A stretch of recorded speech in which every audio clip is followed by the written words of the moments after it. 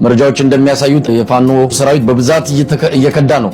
በቀን ከፍተኛ ቁጥር ያለው ወታደር መሳሪያውን እየሸጠ እየጠፋ ነው። እሱንም በተመለከተ የወሰነ ነገር የምናነሳ ይሆናል። እንግዲህ ገለታው አማራ ክልል ካለው ሁኔታ እንጀምር። በዚህ ላይ የምትሰጠው አስተያየት ካለ?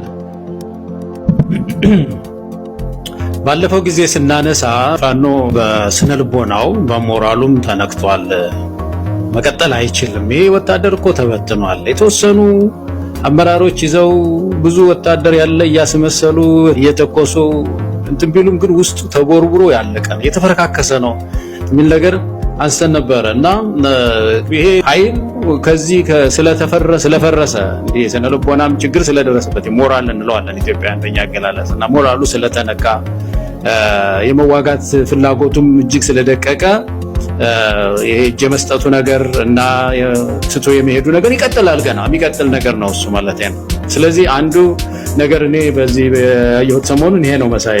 ይሄ ዝም ብለን እንደው ምንድነው የፕሮፓጋንዳ ለመንፋት ሳይሆን ሲምፕተምስ ምልክቶቹ የሚያሳዩት ያንን ነው።